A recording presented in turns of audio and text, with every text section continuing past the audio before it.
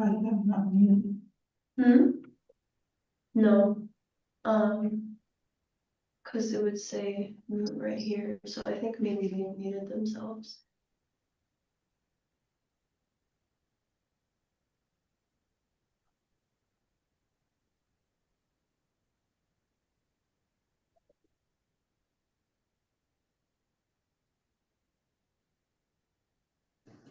All right, so we're on the record in docket 26-01568. That's People of the State of Michigan versus David Dye.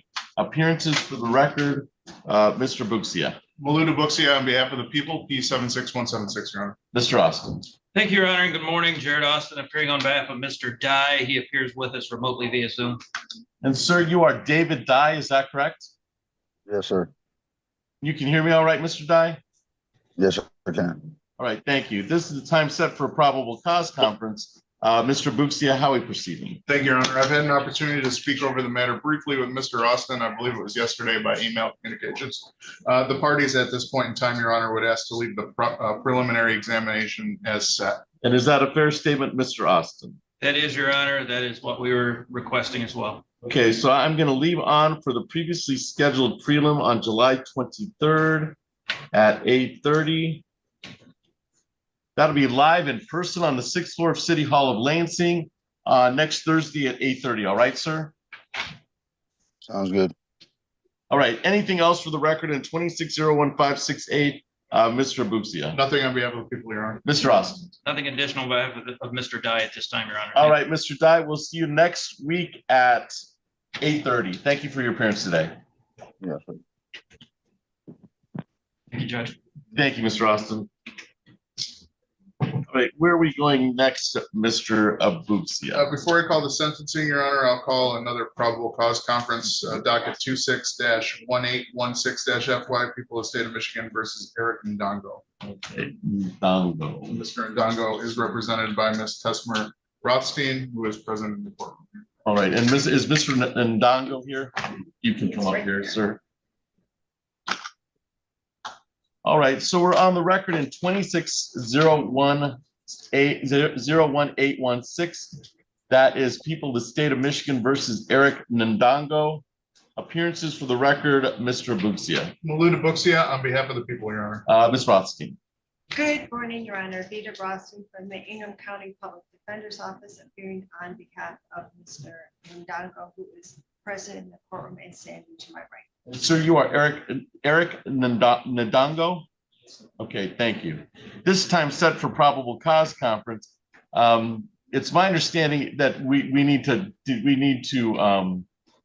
cipher through, or at least talk about whether Mr. Ndongo needs an interpreter or not. So, Ms. Rothstein, does Mr. Ndongo need an interpreter? He has requested an interpreter, yes. He does speak English, but French is his first language, and I believe that he would understand the nuances better. That's what he's expressed to me. All right. If he were to have a French interpreter. All right, so should we reset? I can adjourn this for good cause to reset the probable cause conference. So Mr. Ndongo has an opportunity because I don't think we can get one here for next week. That 7 days is just not, I just know that they require more than 7 days. But if Mr. Ndongo prefers to have a good cause adjournment for PCC, then we can reschedule the PCC and the preliminary examination. And Mr. Buxia, that means that you won't have to subpoena any witnesses. Yes, Your Honor. I guess I would leave that ultimately to defense counsel, whether or not the next date should be just left as a preliminary examination outside of that window, or Right. whether we wish to reconvene without any witnesses. So Ms. Rothstein, we'll hear from you on this. You had the opportunity to have contact with Mr. Ndongo. How did you want to proceed? So I guess I would leave it to the court's discretion at this time. I'm leaving it to your discretion. My discretion, Yeah, because you've met with your client. I've not met with your client. So I'm not opposed to scheduling it for a second PCC. I think that would be the belts and suspenders way to approach. I agree. Yeah, so I'm gonna find good cause to adjourn.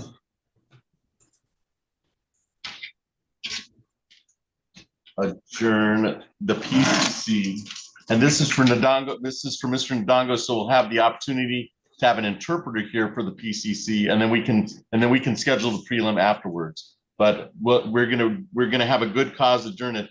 I think the adjournment will probably be 2 weeks because they take over 10 days to get an interpreter. So we'll do a good cause adjournment for the PCC to seek, is it a French interpreter? Yes. Okay.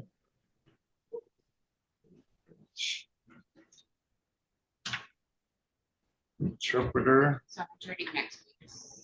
Yeah, so adjourn next week's preliminary examination. And we'll do it, and then we'll reset this for PCC, but out so we can get an interpreter here. Oh, it's gonna be actually out.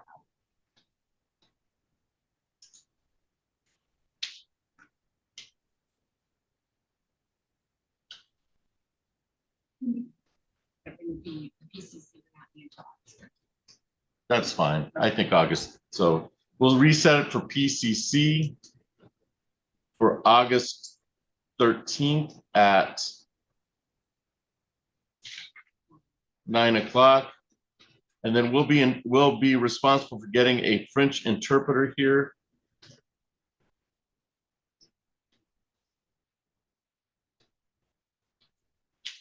Mr. Ndongo, you understand that all the pretrial conditions, I have a report to pretrial services within 48 hours. No possession of firearm or dangerous weapon, no out-of-state travel. You understand that's all a part of the pretrial conditions. Is that correct, sir? Okay. All right. So we've rescheduled for good cause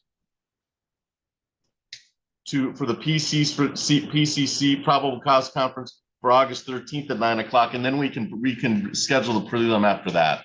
And then we'll know if we need witnesses here and all that goes with leaving it on for preliminary examination.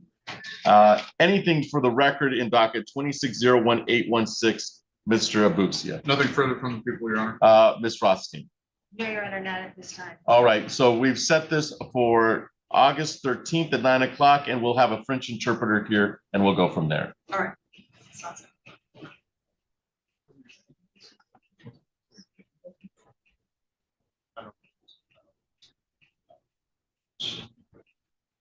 Oh, that's right. All right. Okay, not Brent.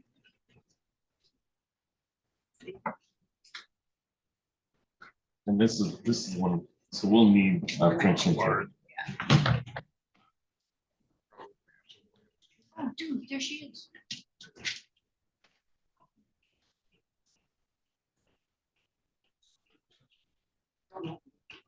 All right, Ms. Donnelly, you're here on Wendabwa. Wandebois, yes. All right. Did you want to call that next, Mr.? Yes, Your Honor. That's docket 26-796-FY, people of the state of Michigan versus Tana Wandabwa.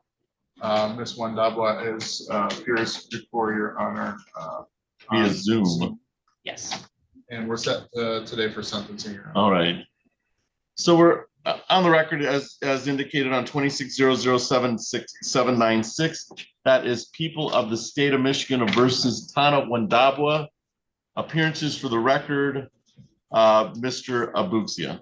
Maluda Buxia on behalf of the people, Your Honor. Ms. Donnelly. Thank you, Your Honor. Good morning. Assistant Public Defender Sarah Donnelly on behalf of the defendant Tana Wandebois, who is appearing separately by video. And ma'am, you are Tana Wandabwa, is that correct? Yes, Your Honor. And you can hear me all right, ma'am? Yes, Your Honor. All right, thank you. This is the time set for sentencing the matter.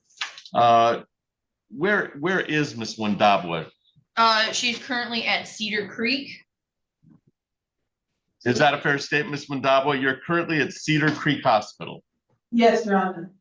And do you have an out date for Cedar Creek for your stay at Cedar Creek Hospital? Not yet. Okay. I have that a pre-sentence report was not done, Ms. Wandabwa, because because Mr. Hanna has not seen you yet. Is that correct, ma'am? Mr. Hannah hasn't seen me, but I did do the pre-sentence investigation. Yeah, but he didn't do a report, and there's an update no-show report for defendant's second time referral. You have spoken to him on the phone since then, is that correct? Yes, he told me that everything will be okay because I missed this, our appointment that was on the 7th because I was in the hospital. Yeah, I've had some email, I just can't remember if it was on this. But I did have some email contact with Mr.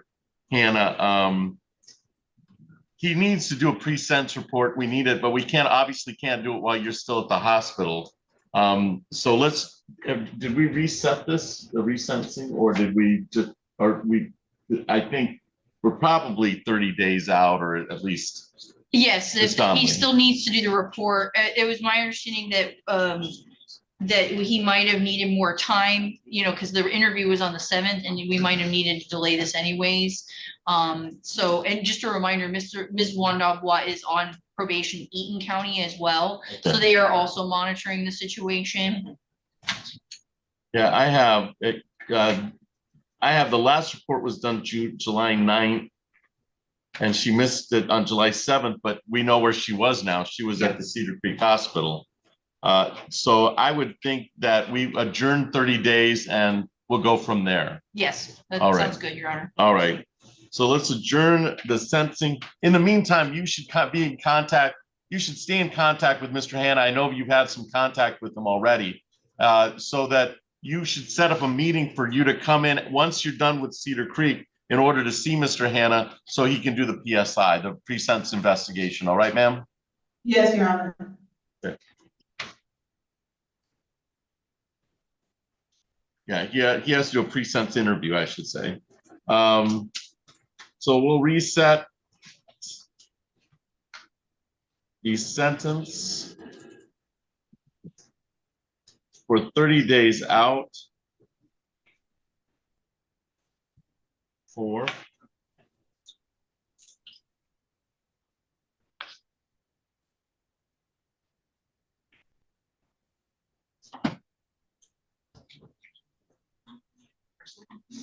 sentence of 30 days out.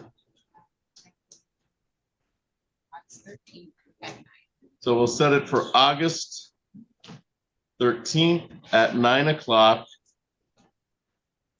And then in the meantime, Ms. Wandabwa, you want to stay in contact with your probation officer, Mr. Hannah. And if you're still in Cedar Creek, let us know, okay? Because that'll make a determination for the pre-sentence report. All right, Ms. Wandabwa? Yes, Your Honor. All right. So we've reset it for August 13th at 9 o'clock. Anything for the record in docket 2600796, Mr. Buxia. Nothing on behalf of the people, Your Honor. Thank Ms. you. Donnelly. Not for defense. All right, we should be all set on that file. You're all set, Ms. Wandabwa. Thank you for your appearance today. You're welcome. Thank you. Your Honor, next I would call docket 26-1403-FY. That's a sentencing for the people of the state of Michigan versus Jonathan Alarid. Okay, Mr. Alarid. that's Mr. Robinson. Oh, Aaron Robinson. Yep, that's me. And Jonathan Allred. All right. I forgot there was an Aaron Robinson. But you would think, it shows you haven't been in district court for a while.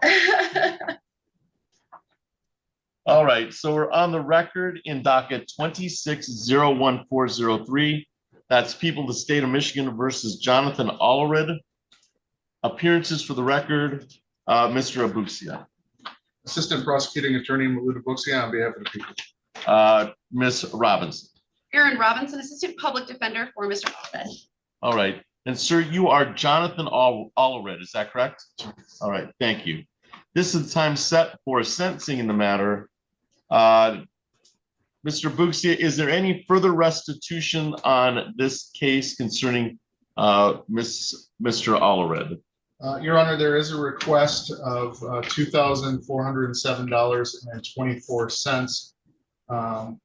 There is documentation that has been submitted to our office regarding costs of the phone, dental work, And also a $2,000 damage bill and a $50, I believe it's CATS payment, Your Honor. I have the documentation here, which I can submit.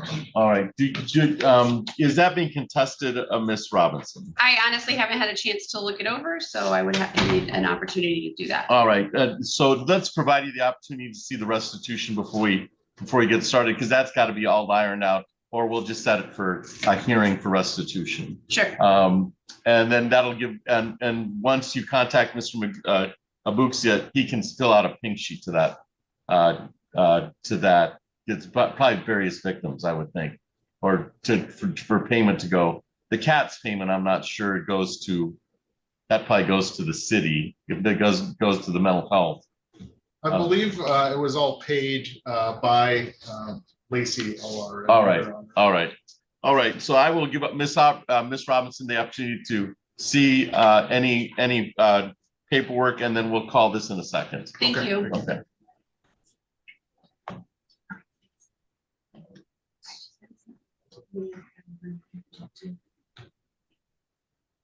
And then Mr. Abuxia, did you want to call any other cases? Yes, Your Honor. Let's see.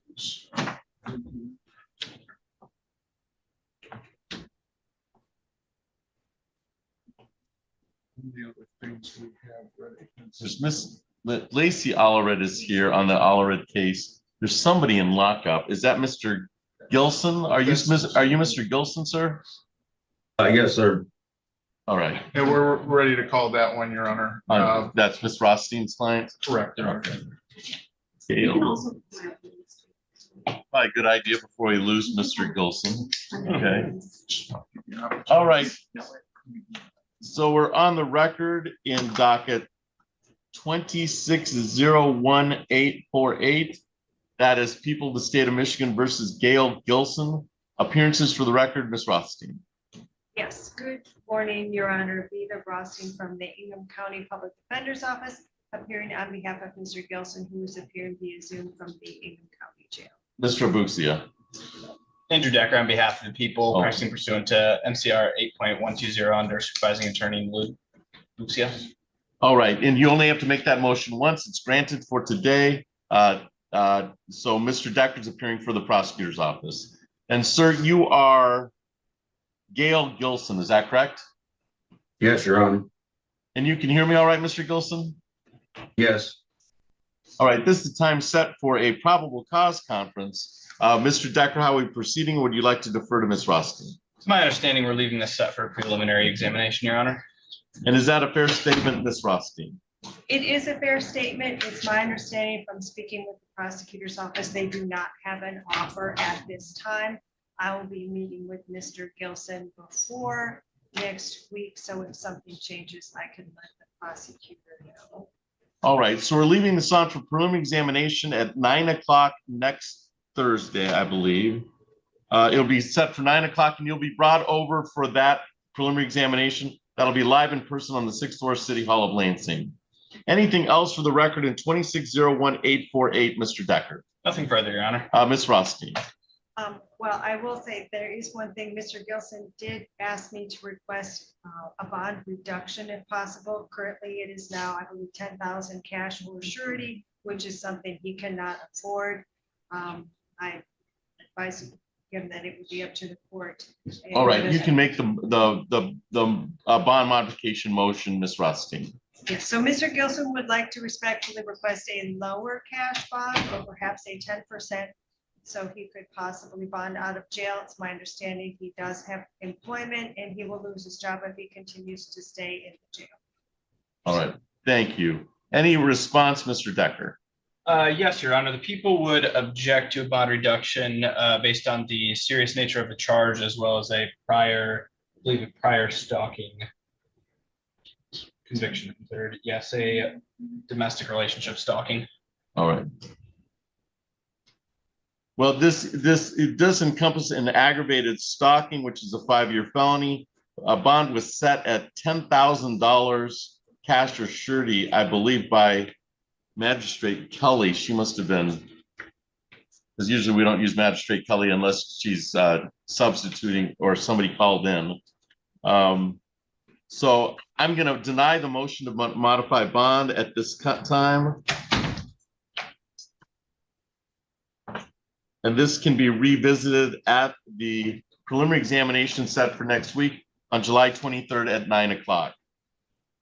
So we've left this on for prelim. Anything else for the record in 2601-848, Mr. Decker? Nothing from the people, Your Honor. Ms. Rothstein? No, Your Honor, thank you. All right, Mr. Gilson, you're all set. We'll see you at 9 o'clock on July 23rd. Thank you for your appearance today. Have a good day.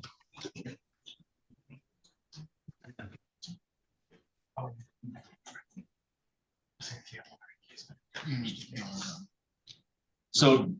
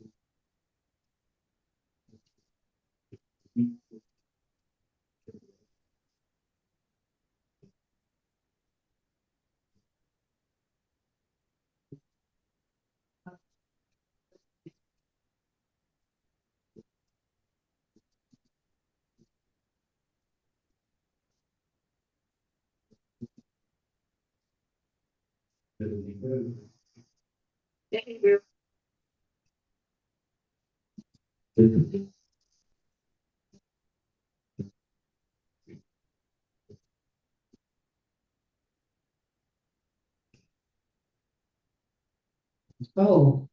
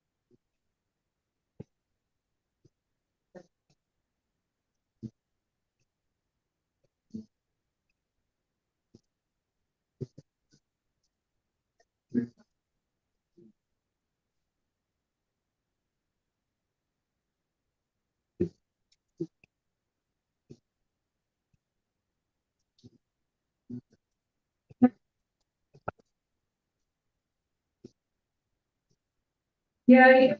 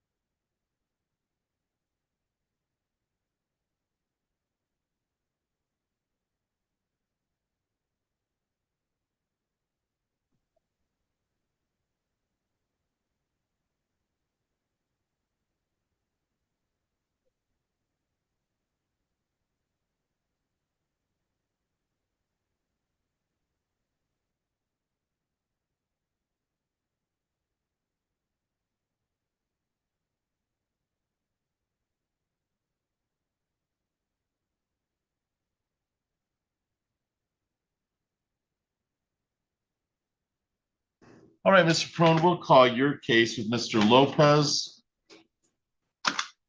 So we're on the record in docket 26-01042. That's People of the State of Michigan versus Isaac Lopez. Mr. Berman, your appearance to the record. Thank you, Honor. Randall Berman on behalf of the people. And sir, your appearance to the record, Mr. Perone. Jacob Perone on behalf of Isaac Lopez, who's in person before the court. All right, thank you. And sir, you are Isaac Lopez, is that correct? All right, thank you. This is the time set for a probable cause conference. Mr. Berman, how are we proceeding? Thank you, Your Honor. It's my understanding both parties wish to unconditionally waive the right to a preliminary examination. Matter will head to circuit court. The offer I've extended to Mr. Perone and his client is one of two. The first option was to plead guilty in circuit court to a firearm possession by a prohibited person and felony firearm and dismiss the balance of the file, including the habitual offender notice, or to plead guilty to firearm possession by a prohibited person as an habitual offender fourth with a sentencing agreement in circuit court. But those negotiations are all going to continue. Okay. And is that a fair statement, Mr. Perone? It is, Your Honor. Okay. May I address Mr. Lopez with his waiver of the preliminary examination based on the terms placed on the record by Mr. Behrman? You may, Your Honor. All right, thank you.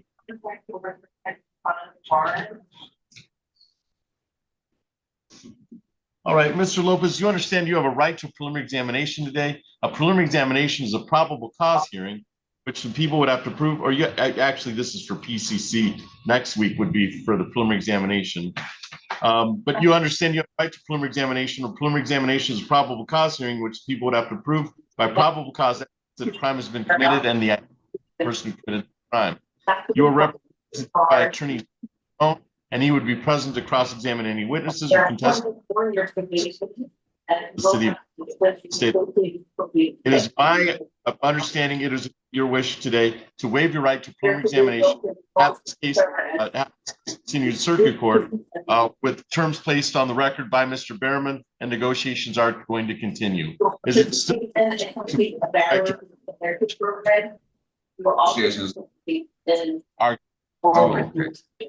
That's my wish. Yes. All right. Mr. Berman, do the people also waive the right to preliminary examination as previously indicated? Unconditionally, Your Honor. Thank you. All right. All right. I find that the waiver of the preliminary examination be knowing, voluntarily, and accurately made. And I'll provide the binding documentation for signature purposes. That you must include support to your probation officer and then you must require to take. You'll have to turn that down, Mr. Perone. We can hear that. Sorry, it's not. This file, there's $75 on that. Here, I'm gonna walk over. There we go. That works better.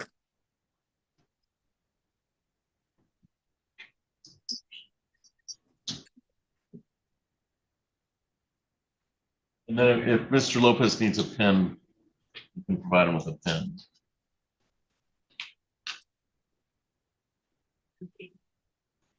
And then Mr. Perone, Mr. Lopez is signing the bind over documentation.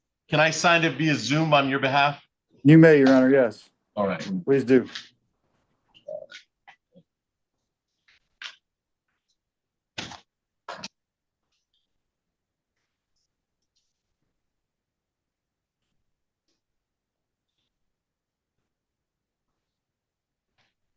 All right, I'm in possession of the bind over documentation on 26-01042.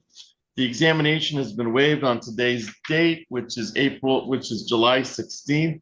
I wish it was April. July 16th, 2026. Bond has been set, and anything else to come to the court's attention before I sign the bind over documentation, Mr. Berman? Not for the people, Your Honor. Thank you. Mr. Perone, anything else for the record on behalf of Mr. Lopez? No, thank you, Your Honor.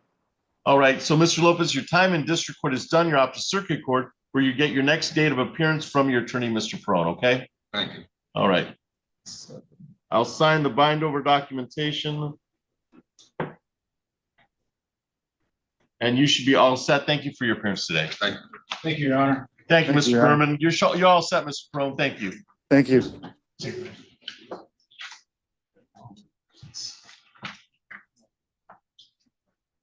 Oh. All right, Mr. Abuxia, Your Honor, I believe we're ready to go back on the record in the sentencing of Mr. Alara, docket 26-1403-FY. all right.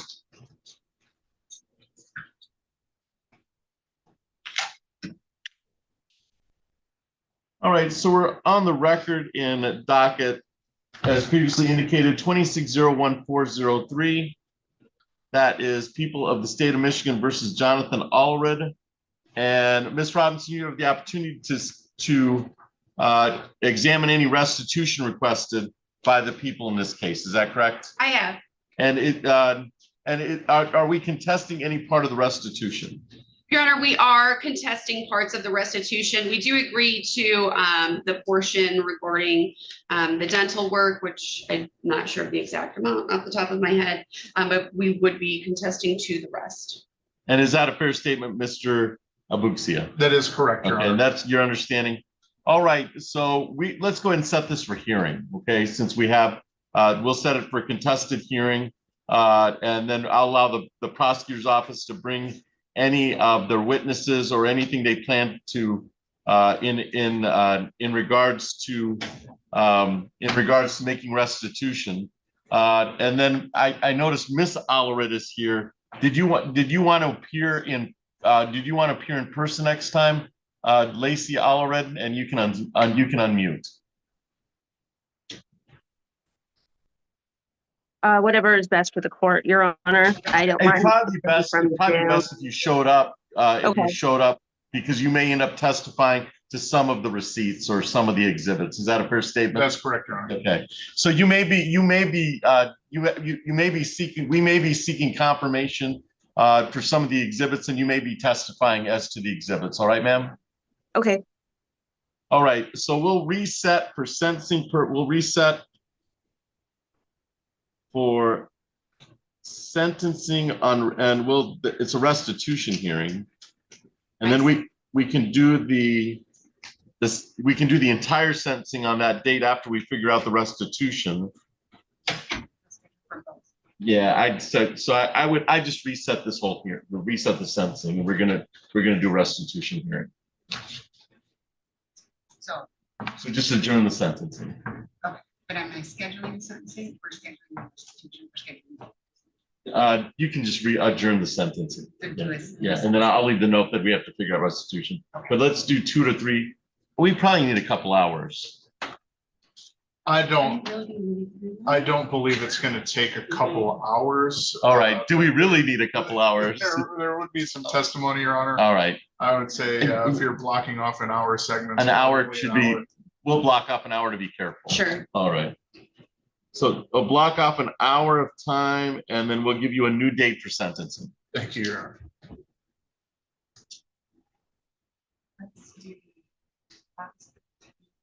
So we'll set it for August 13th at 1:30 for the resentencing, and then we can address. We'll block off some time for witnesses concerning the restitution hearing. Mr. Allred, you have not been sentenced yet, so you're still under the pretrial conditions that were indicated on this file last time, and that is there should still be a GPS and a no contact order. Is that a fair statement, sir? All right. And Judge, I would like to address the GPS tether. You may. Your Honor, we would ask that the GPS tether be removed at this time. There's been no allegations of any contact order violations or any new charges, anything like that. It's a financial burden to him, as well as it's affecting him at his job. So we would be requesting removal of that as well. All right, Mr. Abuxia. Your Honor, the people would largely leave that in your Honor's discretion. I would note that we will have a sentencing hearing here within less than a month. And so with that, Your Honor, would ultimately leave it to your discretion. Okay, I'm going to deny the modification of bond at this time. We do have it set, and then we'll do the final sentencing on August 13th at 1:30. And that may be the request for the removal can be made at that time. I do not think it was part of the initial. I do not think it was made as a part of the initial. There's no tethering device. So I'm going to keep it on for the next month until we're done for the resentencing set on August 13th at 1:30 and we figure out restitution.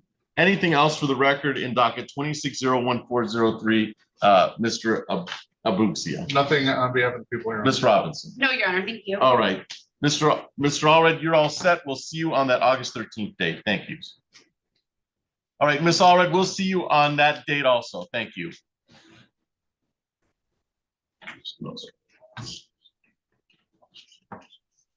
And then if you want to leave notes, whoever's covering that day, they're probably going to call some witnesses or Yes. Yeah, whatever it takes.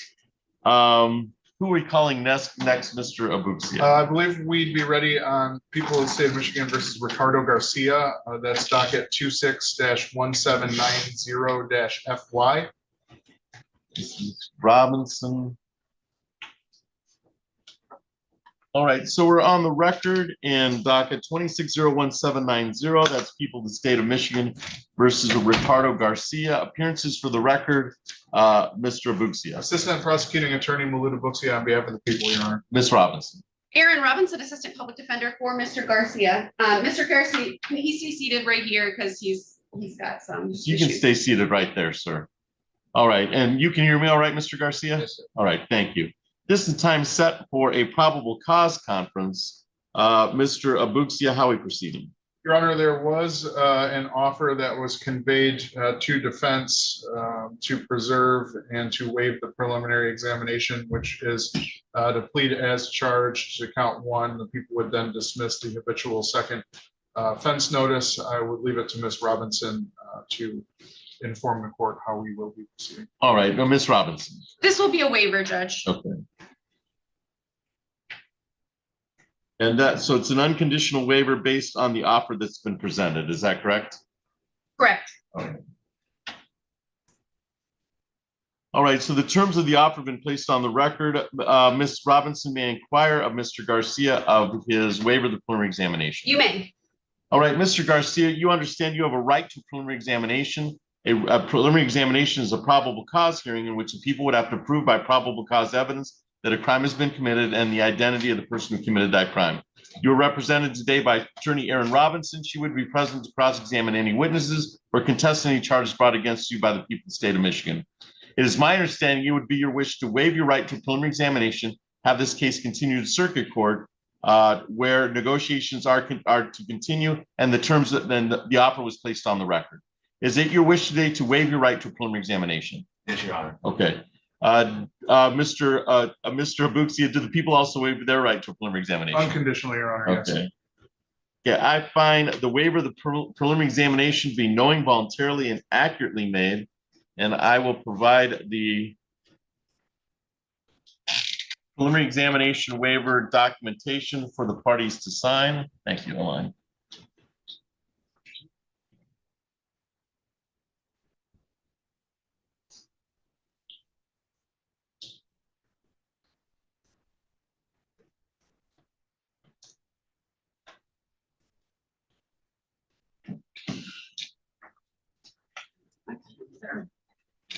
Oh, you got one. Thank you.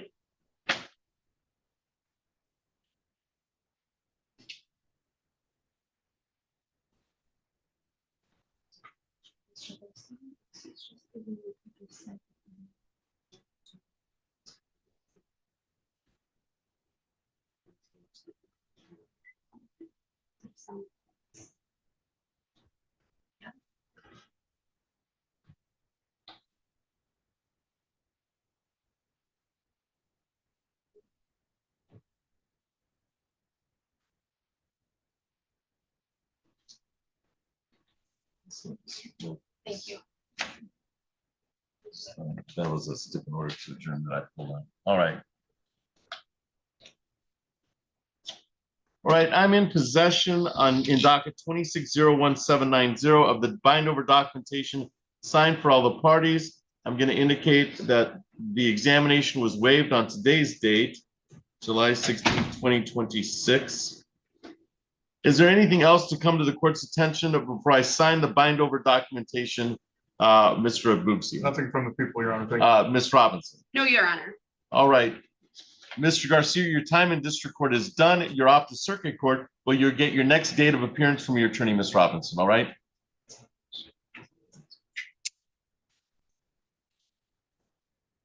You should be all set, Mr. Garcia. Thank you for your appearance. No, you're all set.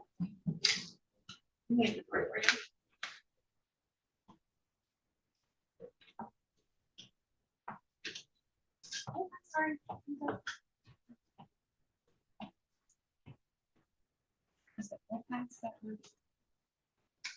That was, Is that a bind over too? no, I think that was a waiver. He waived this freedom. Or- That was Mr. Cronin's case that we just did. Mr. Berman. Okay, who was the other? We did Mr. Allred, we reset that for sentencing. All right. Who did you want to call next, Mr. Abuksi? Your Honor, I would call the people of the state of Michigan versus Jimmy Williams Jr. That's docket 26-1797-FY. Mr. Williams is represented by Ms. Robinson. Both parties are present in the courtroom. All right. Thank you. So as indicated, as previously indicated, this is docket 26-01797. That is people of the state of Michigan versus Jimmy Williams. Appearances for the record, Mr. Bubsia. Thank you, Your Honor. Assistant Prosecuting Attorney Maluda Bubsia on behalf of the people. Ms. Robinson. Aaron Robinson, Assistant Public Defender for Mr. Williams. And sir, you are Jimmy Lee Williams Jr., is that correct? Yes, Your Honor. All right, thank you. This is the time set for a probable cause conference. Mr. Bubsia, how are we proceeding, or would you like to defer to Ms. Robinson? Your Honor, I would defer to Ms. Robinson. We did make an offer in this matter to waive the preliminary examination and preserve up to circuit court. All right, Ms. Robinson. Yes, Your Honor, we're going to be leaving it set for a preliminary exam at this time.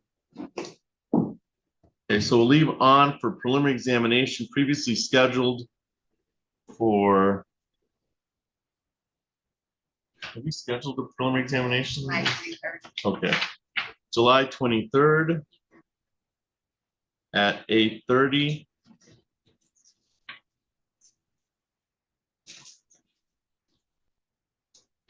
All right, so we've left this on for preliminary examination for July 23rd at 8:30. That's next Thursday at 8:30. Anything else for the record in 26-01797, Mr. Bubsia? Nothing on behalf of the people, Your Honor. Ms. Robinson. No, Your Honor, thank you. All right, Mr. Williams, we'll see you next Thursday at 8:30. Thank you for your appearance today. Oh, thank you. Actually, Your Honor, I'm sorry. I do have one request. Okay. So Mr. Williams is trying to get some services at Community Mental Health. Unfortunately, the location is included in the exclusion zone. So we would ask the court to allow Mr. Williams to go to Community Mental Health for purposes of receiving treatment. And I do have the location of the address that he would be going to if you need that. Okay, Mr. Bubsia. There'd be no objection on the people for a variance in that exclusion zone. So we can modify the bond to include, and then the address. It's 812 East Jolly Road. 812 East Jolly Road. And the zip code is 48910. And that is for community mental health treatment.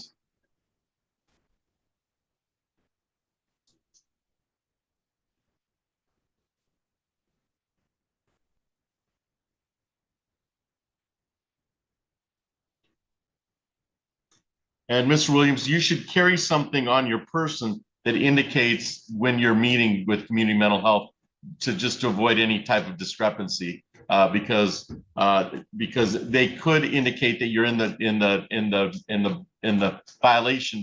violation zone, and then you'll have the understanding of why you're meeting with community mental health. Okay. Yes, sir. All right. So community mental health treatment modification of zone. And then we'll be here the 23rd at 8:30 on this file. Anything else for the record and 2601-797, Mr. Abuxia. Nothing from the people, Your Honor. Thank you. Ms. Robinson. No, Your Honor, thank you. All right, Mr. Williams, we'll see you on the 23rd at 8:30. Thank you for your appearance today. Thank you.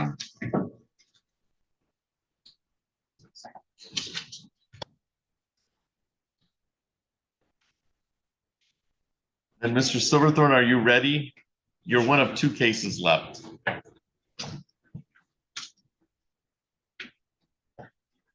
So that's going to be docket 26-1382-FY, Your Honor, people of the state of Michigan versus William Wilkinson. Mr. Wilkinson appears before Your Honor with his attorney, Mr. Silverthorne, set for sentencing this morning. All right.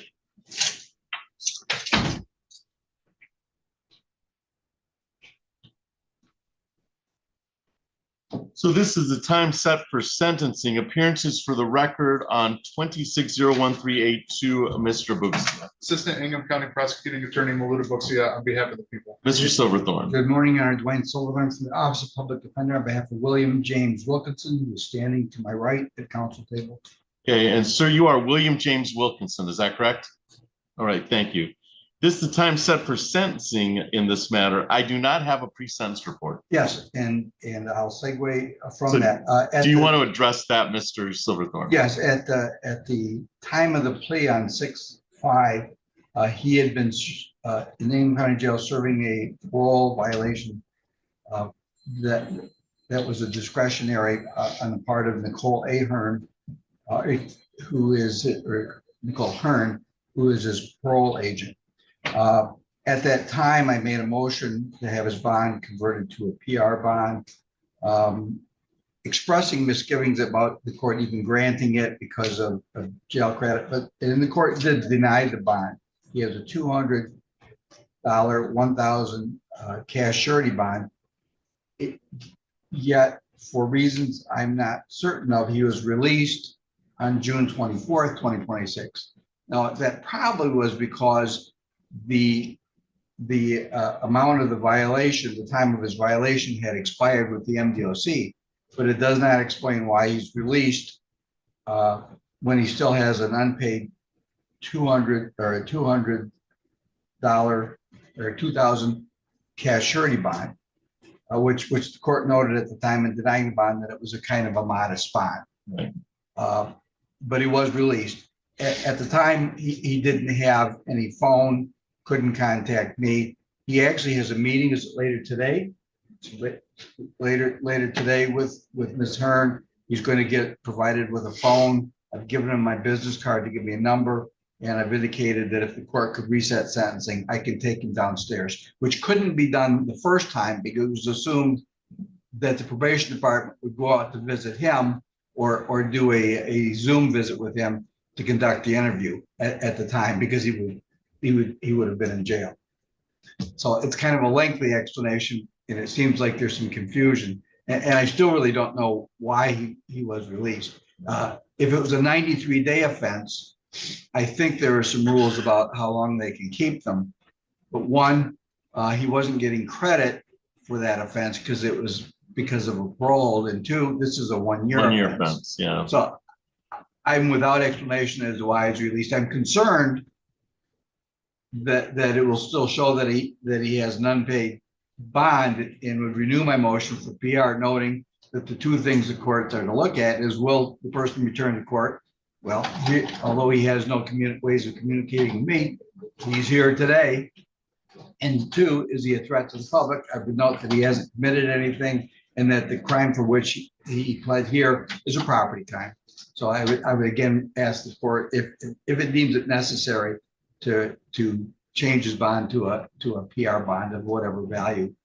All right, I do have the CCH for Mr. Wilkinson, and it appears that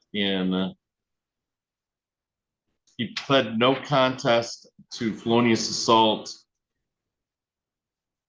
or felony assault with intent to GBH on 2022, and then an R&O, which looks like out of 2022 he pled guilty. Mr. Abuxia from the people. With regards to bond, Your Honor. Yeah, let's go on bond first, and then we're gonna reset the sentencing. Obviously, we can't do it today, Yes. but we're looking at Mr. Wilkinson's bond. I don't know why you were let out. But you've got some criminal history but you did show up today. So, and this is an MDOP. It's not like an assaultive crime. Correct. It's an assaultive crime in the sense that the building doesn't feel better, but it looks like a pickup truck crime. That's what the allegations are. And then he pled to the 1 year. Mr. Buxia, would you like to be heard on bond? Ultimately would leave it to your honor's discretion. Mr. Silverthorne obviously cites the correct standards for why bond is imposed in the first place. Obviously, showing up to court appointments is one of the paramount considerations when considering bond. The other is obviously victims and community safety. Noting that Mr. Wilkinson is here today, obviously, that shows that he will come to court. With that, I would leave it to your honor's ultimate discretion. However, would inquire if there's a parole hold. Is there's still contact with his parole? I think he was let go. Was he left up? Not to cut you off. Is there a parole hold? No, there was one at the time And then- that he pled. But then that's why they left him out on both files, the parole hold and this file. He's back on parole and has a meeting with his parole agent after court today. Oh, yeah. So I would leave it to your honor's discretion. All right, thank you, Mr. Abuxia. So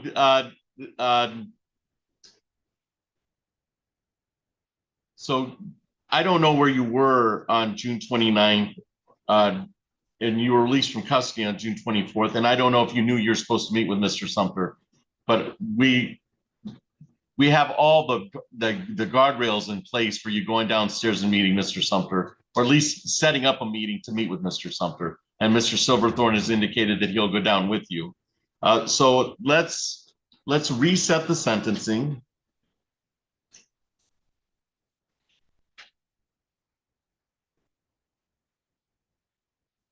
So reset the sentencing for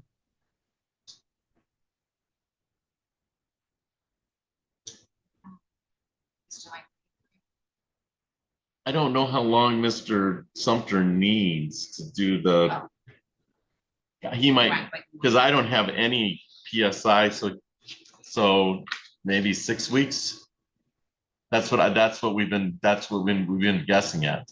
And I will advise, I don't know where 6 weeks takes us, but I do have a planned and paid for vacation from Monday, August 24th through Friday, August 28th. But any other time, unless I'm in trial, I should be available.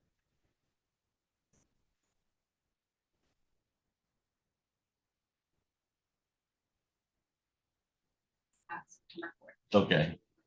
All right, we'll reset the sentencing for September 4th at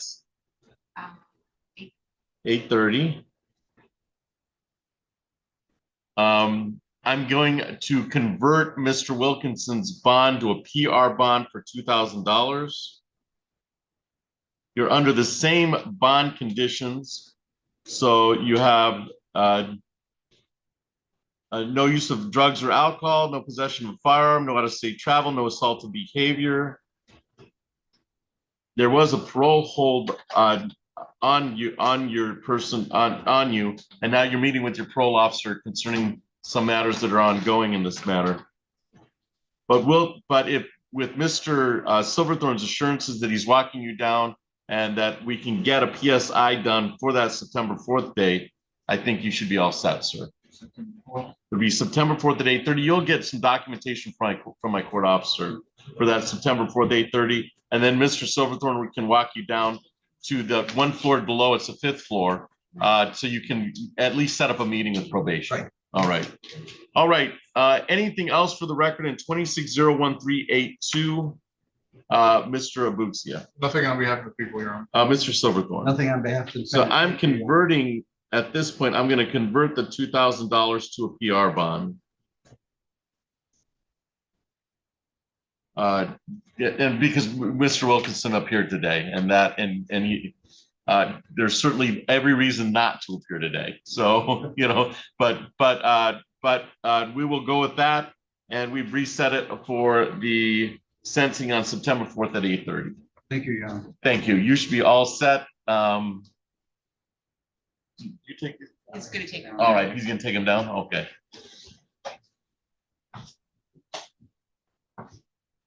They're gonna.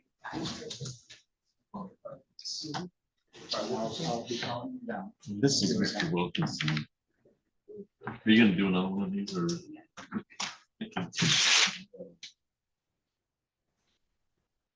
That'll probably change on the. All right, and then do you wanted to go on Mr. Perkins? Yes, Your Honor, that's docket 26-638-SM, people of the state of Michigan versus Tracy Perkins. Mr. Perkins appears before Your Honor in person with his attorney, Mr. Smith. We're set today, Your Honor, for a PA 53 contempt hearing. However, I believe we will address the court at the appropriate. All right, so we're on the record in 26-00638. Mr. Buxia, your appearance for the record. Assistant Ingham County Prosecutor Maluda Buxia on behalf of the people. Mr. Smith. Tyler A. Smith from the Office of the Public Defender here in Ingham County. I do appear on behalf of Mr. Perkins, who's standing to my right. And sir, you are Tracy Douglas Perkins, is that correct? Yes, sir. All right, thank you. This is the time set for a PA 53 violation. Mr. Abuxia, how are we proceeding? Your Honor, we are present today. Obviously, Mr. Perkins is here as well. We have Detective Brandeman also in the waiting room, Your Honor. In discussions with Mr. Smith, defense counsel in this case, the center of these PA 53 violations essentially resulted in charges being submitted to our office for review. I believe this is the second or third time that we've come around for a contempt hearing, Your Honor. I would hope that my predecessors have put on the record why the adjournment has been happening. But it was because the center of this violation, the charges were submitted to our office. They are currently still under review. There has not been a decision made one way or the other. With that being conveyed to defense counsel is of the position where they are hoping to not proceed until there is a final determination on the disposition of those charges, whether or not they'd be issued or declined. All right, and we're kind of in the same. We're kind of in the same boat. We're looking. It's a jeopardy, a double jeopardy concern. I would think that we don't want new charges arising from a probation violation. I think to be precise, the rights in question would be my client's right to present complete defense and also his right against self-incrimination. Right. It's an impossible situation for him, and he has been conscientious in showing up for these court dates. I know people have more cases than just this one. I'm certainly not looking to cast aspersions, but I don't think it's entirely right that my clients show up multiple times for court dates with no progress whatsoever. I'd ask the court consider doing away with the violations. I expect that request may not be granted, but this can't continue indefinitely. Well, I do agree that we need an answer. We do need an answer. But part of the reason we're here is the violation of the PA 53, and that is not go within 2,000 of victims' work school or exclusion and victim notification. That was June 1st and June 2nd, and that's the allegation is that, and it was addressed that we've modified that. I thought I believe it was 1,000 feet. 1,000 feet, and then we placed a no contact order of the victim's house, workhouse, school with that, and we placed them on tether. So, but we changed that changed that from the original 2,000 feet to the 1,000 feet. Is that a fair statement, Mr. Smith? That is correct, as I recall, Your Honor. Yeah, so, so Mr. Buxia, did you want? So this is set for probation, this is set for PA 53 violation. And then you're going to tell us, you're going to tell the court if you're going to proceed on the charges or if you're going to proceed on the actual violation. Correct, Your Honor. So kind of right. Dumped into it here, but from my understanding, the case is in review queue from a colleague, Mr. Pfeiffer. He is aware of the ongoings here today and also what's happening with the new case as it relates to these PA 53 violations. Detective Brandeman is also familiar with everything as well. So essentially the court is correct. Yes, we need to figure out whether or not there's going to be some new charges issued or whether or not those new charges are not going to be issued, and then we can proceed on the PA 53 violation. Unfortunately, at this time, Your Honor, I don't have that answer. All right. If I may, Your Honor. You may, Mr. Smith. I certainly understand Mr. Buxia's position he is covering today, as I understand. With regard to these proceedings, certainly the court has no authority to force the prosecution to charge this or not to charge that. The court does have authority over its enforcement of its own orders. So if the court were to determine a date by which it may dismiss this alleged violation, if people do not either lay charges or indicate that they will not do so, that's a solution well within the court's authority, and I think it would put the pressure on the correct pressure point, so to speak. All right. So on this is for the 2600638. I'm going to find this is an adjournment from the probation violation hearing that was previously set. Mr. Perkins, we're obviously watching you, and we're watching, and you're still under probation violation hearing, but we're going to adjourn the probation violation hearing to see what's going to happen with these cases. I would think 3 weeks would be sufficient for Mr. Pfeiffer to review and to come up with whether we're going forward with the probation violation or whether this is going to lead to new charges. So we'll set the probation violation hearing on the PA 53 contempt for 3 weeks. Okay. Let's do 4.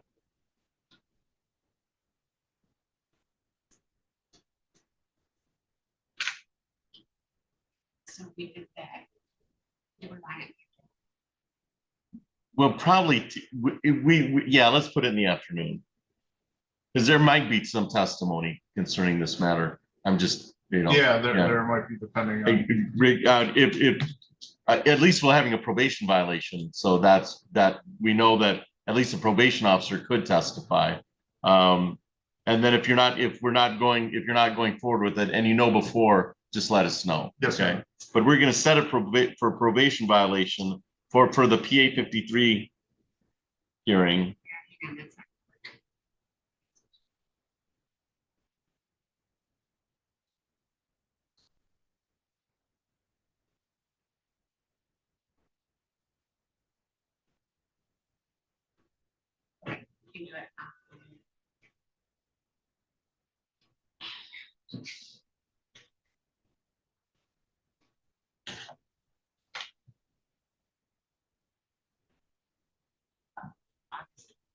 Okay, so we'll set it for August 21st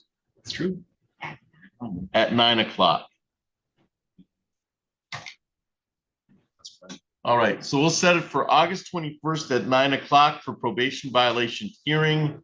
And at that time, we'll receive an answer from the prosecutor's office concerning whether we're going forward or whether we're going forward with a probation violation hearing. Mr. Perkins, obviously, if you're free of any exclusion zone violation or PA 53 violation on August 21st, I'm going to take that into account. Okay. I think you know how seriously we're taking this. Okay. So Oh, I just. So we've set it for August 21st at 9 o'clock for probation violation hearing. Anything else for the record in docket 26000638, Mr. Abuxia? Not on behalf of the people, Your Honor. Thank you. Mr. Smith, anything on behalf of the defendant?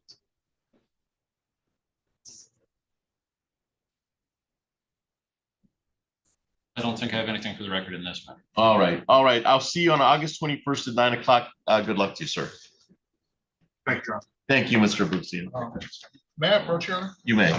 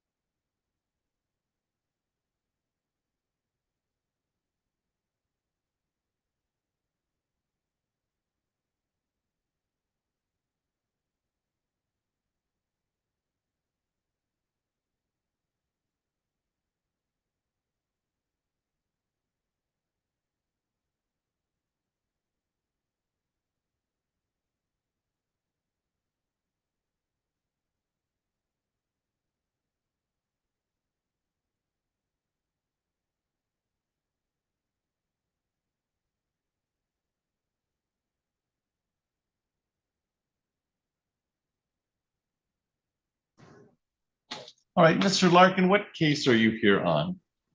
Yes, Your Honor. I'm here for 02-03205-G2-F, defendant David Bermudez. I'm appearing on behalf of the plaintiff, Lansing Area Federal Credit Union, LAFCU. All right, you're here for Mr. Smith? Yes, I am. I apologize for not All making right, that and clear. then Miss Navyat, or Francis, Miss Francis, you're here on, are you here for Capital One? I am. All right.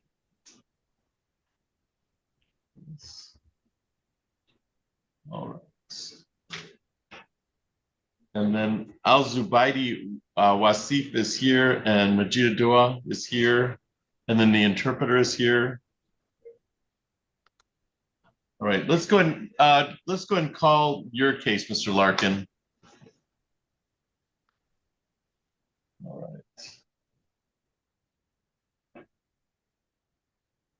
So we're on the record in docket 20. I'm sorry, 02-03205 G2. That's Lansing Automakers versus David Bermudez. This was a show cause set at this time. Appearances for the record, Mr. Larkin. Yeah, Theodore Larkin on behalf of plaintiff LAFCU, Your Honor. All right, this is the time set. Let's see what notes I have on this one. We set this after, this is set for show cause today in order to issue to see why the defendant failed to appear at the previous hearing. David Bermudez, it's 1:30. This was set for 1:30. It's now 2:01. I do not see a Mr. Bermudez in the Zoom courtroom or the physical courtroom, and nobody's answered by that name in the hallway. So it appears that David Bermudez has failed to appear again. Mr. Larkin, how would you like to proceed? Well, Your Honor, my understanding is from Mr. Smith, my colleague, is that Mr. Bermudez was picked up on a warrant recently, and a notice to appear was issued for today. If bond was posted, and I don't know if it was, that's maybe I don't know if that's a query for you or perhaps someone else. I'd ask that. Let me check to see if bond was posted on let's see, 023205 G2. Bond posted on that. Because I don't have. On June 16th, and French was recalled. That's the last thing. Okay, I have as on June 16th, after meeting with Mr. Smith, the warrant was recalled, and then I don't know if he was picked up later on a warrant. Okay, that's interesting. Oh, I'm sorry. And then on July, yeah, so on July 8th, it was garnished. I think G. Yeah, yeah. So there was a garnish. That was on 9/2024. Oh, okay, so that was several years ago. All right, Yeah. so I haven't seen Mr. Bermudez in, let's see.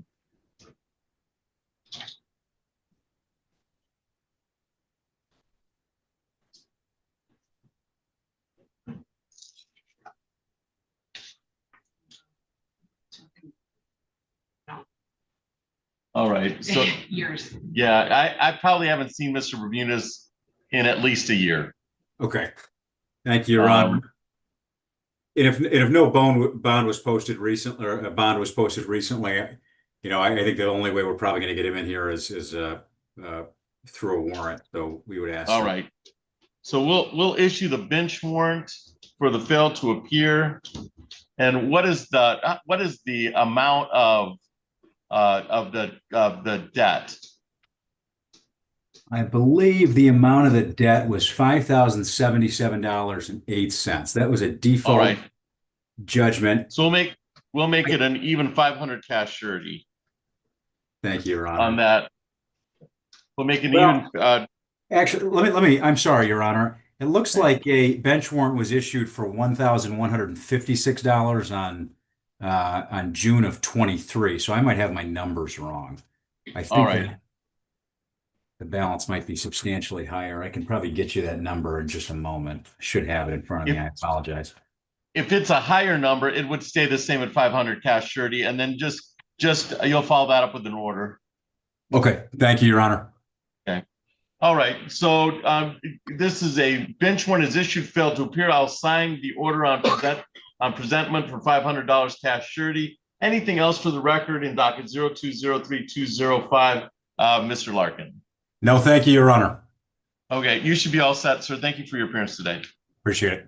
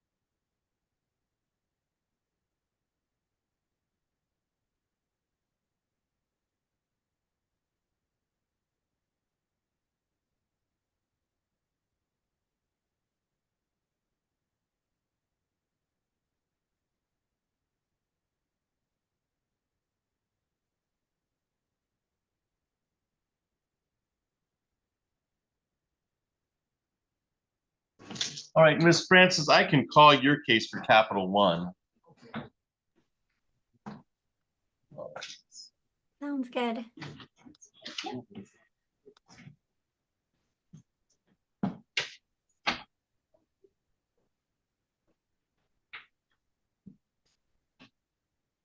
All right, so we're on the record in 25-07683. That is Capital One NA versus Kelly Keller. Appearances for the record, Ms. Francis. Good afternoon, Your Honor. Navjot Francis on behalf of plaintiff's attorney of record. And ma'am, you are Kelly Keller, is that correct? Correct. Thank you. This is the time set for a pretrial in this matter. Ms. Francis, as the moving party, you have several options, but I'll allow you you can talk to Ms. Keller if she's amenable to discuss any of the legal issues that led to the filing of this complaint. Second option is I can go ahead and fill out a pretrial sheet, which is really a scheduling order. We just scheduled things out. Ms. Francis, how did you want to proceed today as the moving party? If Miss Keller would like to speak with me to try to resolve it, I'm happy to do that. Ms. Keller, did you want to try to resolve this case? Did you want to speak with the opposing counsel, or did you want to just do a scheduling order? Can you clarify what you mean by scheduling order? Essentially, that is just a scheduling order. I mark when the discovery is due in this, and then I mark anything else concerning. I think that the biggest one is the 90-day discovery that I do, and then I hold on to pleadings and I hold on to motions. Okay. And you're gonna have the opportunity to sign anything I do. Sure. But did you want to talk to Ms. Francis first? Yes, Your Honor. Okay. All right, Ms. Francis, what we're gonna do is I'm gonna put Ms. Keller on an iPad and give her the opportunity to talk to you. So I'm going to indicate that all parties appeared.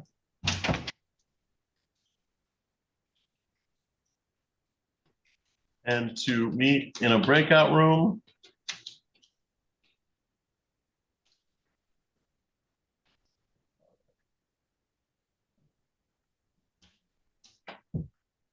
All right, so Ms. Francis, I'm going to put you in room 1, and then I'll place the iPad in the same room once we get Ms.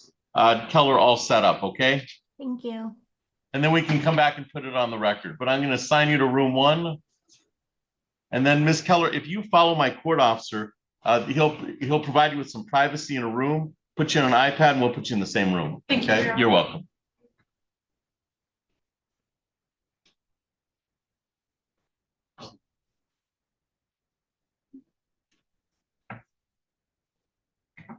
All right, Ms. Bird, did you want to go forward or? Yeah, I think we can proceed, Okay. especially because everybody is here. You don't want to. All right. Time. All right. Let me admit that iPad. And let's put the iPad in room 1. All right, so let's call that case back. So let's call back 25-0423.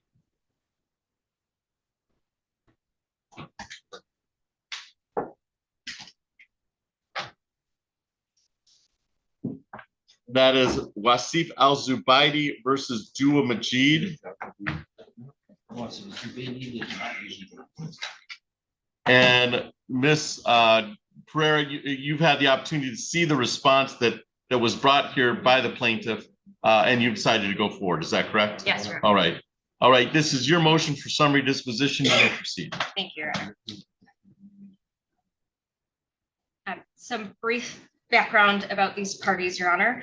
Ms. Majid has recently gone through divorce litigation from plaintiff's nephew that was concluded last year. Okay. And that was in front of Judge McCormick in Circuit Court. Yes, Your Honor. You may proceed. There was, sorry, I'm trying to be mindful of the interpreter. Right, and I was able to read the responses, but I did see Judge McCormick's name on the divorce proceedings. There was domestic violence between Ms. Majid and the plaintiff's nephew, and as over the course of that case, his nephew's family has filed several lawsuits against Ms. Majid, including this one. From a legal perspective, Your Honor, to bring a case for claim and delivery, it requires that there be either an unlawful taking or an unlawful detention.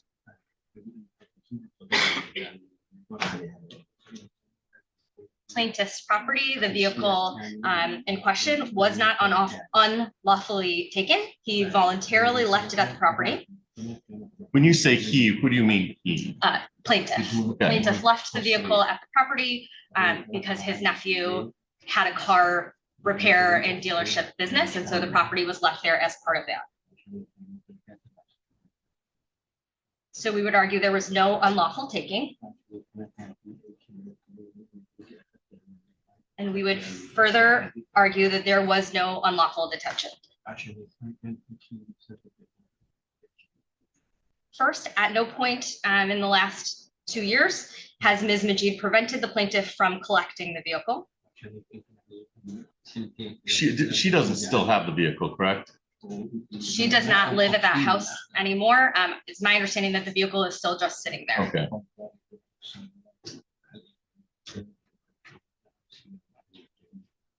Throughout the divorce proceedings, it was communicated to plaintiffs several times that he had permission to go on the property for purposes of retrieving that vehicle. I personally had communications with his counsel at the time to coordinate specific dates for him to go and do that.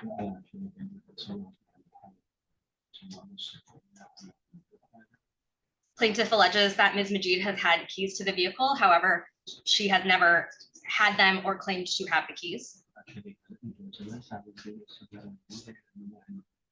And throughout all of these months, plaintiff has made no other attempts to use a locksmith, to get a new set of keys, or taken any other actions to retrieve the vehicle.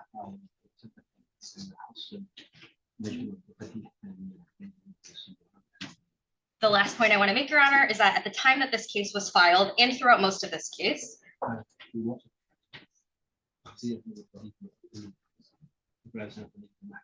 the home where the vehicle was located was under the ownership of Mr. Ali Hassan, who is the plaintiff's brother.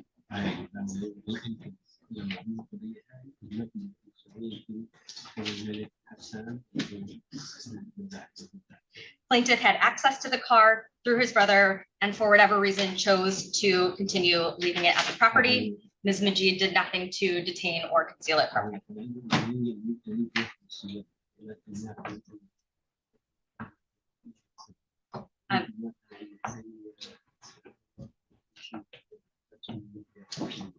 Therefore, Your Honor, I would argue that plaintiff has not met the requirements for a claim and delivery case.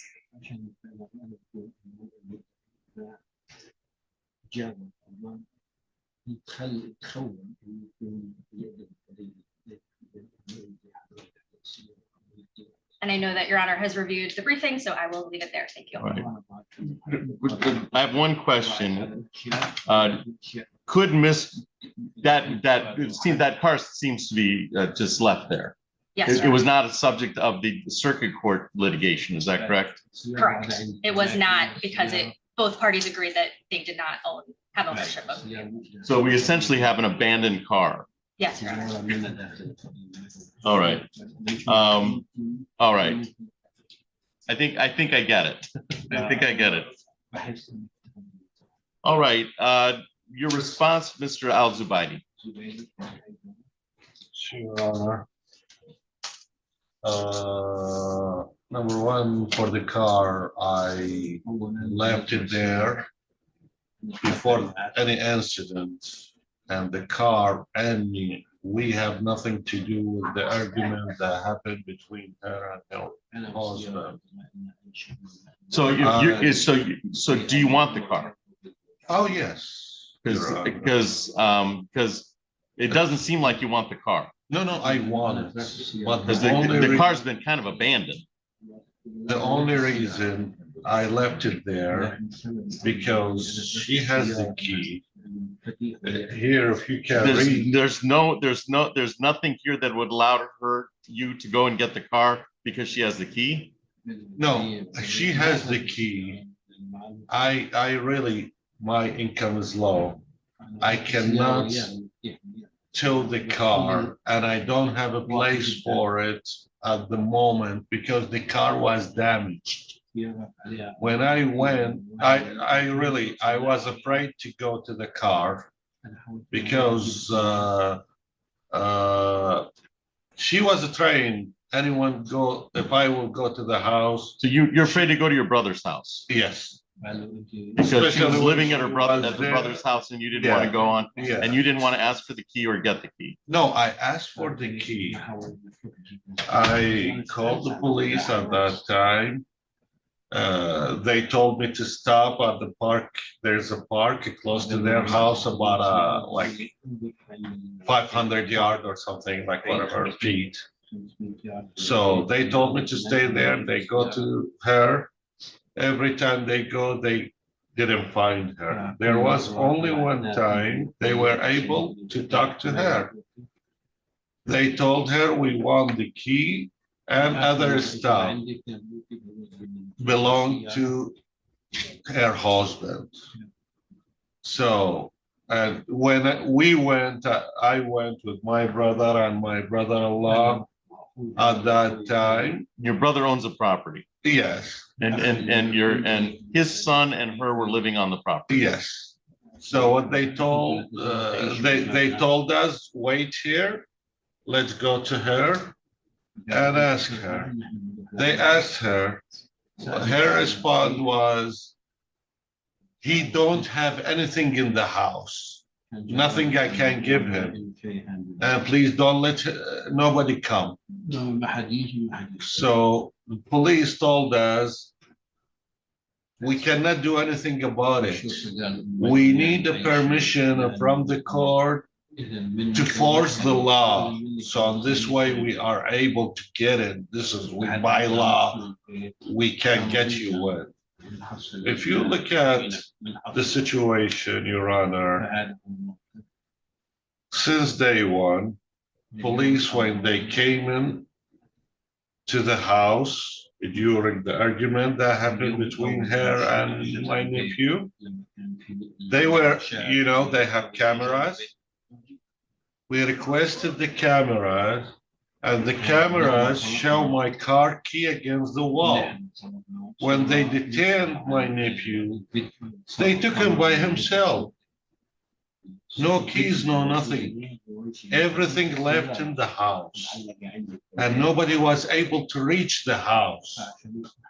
And on the same day, I thought it's the second day, but on the same day, she used to work in a, not baby candy garden, something like that, preschool. The manager of that preschool has a relation with her. It's her friend.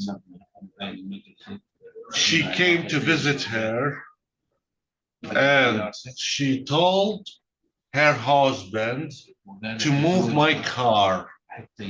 I have pictures that can show that the car was sitting at the front of the garage. Okay, so we're litigating. This is a motion for summary disposition. Yes, based on that you have not made the elements of claim and delivery.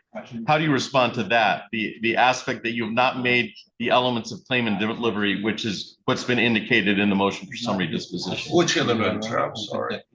I think it's an unlawful taking and. No, it's she didn't. So I think you should respond to those elements. Okay. Not relitigate whose car it was. You should explain to me why that this is not an unlawful taking. What was the second one? There was Unlawful detention. Unlawful detention. Detention regarding my nephew? No, regarding the car.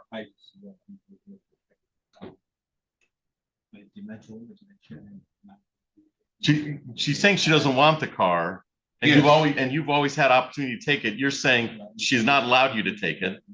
Oh, okay. No, she didn't. No, she didn't refuse to give me the car. Did your attorney speak with Ms. Pereira concerning picking up the car? I don't have an attorney. No, Javi. No, I didn't talk to her. All right, okay, all right. You answered that question. So you can't talk to the Sorry, he's litigant. my brother. All right. Just explain to him because he misunderstands. Well, yeah, but he's the moving party. He's responsible for having, did you want to come up and state your name and full name and translate for the court for him? Because he is the moving party. He should know what's going on here. I just missed that part. My bad. All right, please state and spell your first name and last name. Henry Snyder. My name is Henry Snyder. And how do you spell your last name? SNYDER. Okay, he's gonna act as translator or on whatever Yeah. that you don't understand. Right. Just so you're there as a backup, okay? Yeah. Because I have the feeling that Mr. Al-Zubaidi is maybe misinterpreting some of the things that are going on. Okay. So the motion for summary disposition deals with the unlawful, that it was not unlawfully detained, and that it was not unlawfully taken or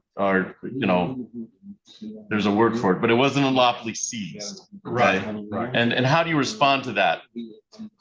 I'm saying that's correct, but at the same time, when she kept the key and I couldn't take the car, I sent the keysmith people, they went to the car and they figured out that the car was, somebody put water in the car.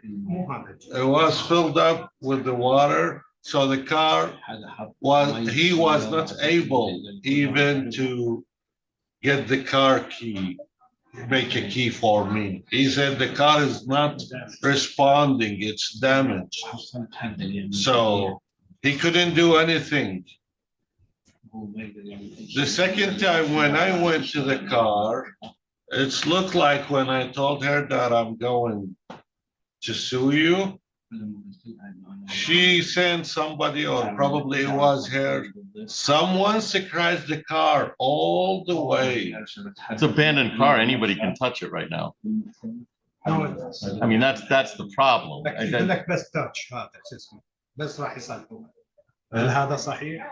هل هو بس Somebody scratched it? Yeah, but all the way, it's been paint all Ms. Bird, does anybody want this car? Your Honor, my client does not want the car. It's my understanding that Mr. Al-Zubaidi would like the car back, just from his testimony, but since he has admitted that there was no unlawful taking or unlawful detention, I would argue that the motion should be. You kind of admitted to the motion for summary disposition. I don't know if you planned on admitting to it, but you kind of admitted to it. But I want to get you, but if you want to take the car, abandon the car, yeah, but you'd be responsible for towing the car off. Yes. The reason what I'm doing right, and you take the car as is.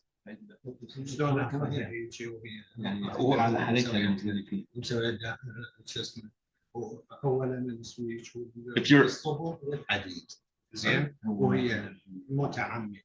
I just want to make sure that one of the parties takes the car, the abandoned car. Well, the thing is, Your Honor,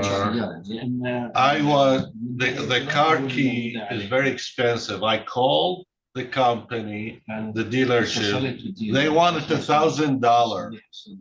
I can't speak to that. I can't speak to that.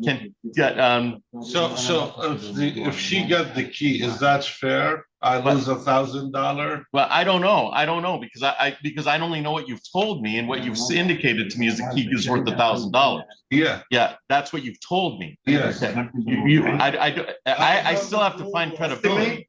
Okay. Yeah, I can't bring you this to me.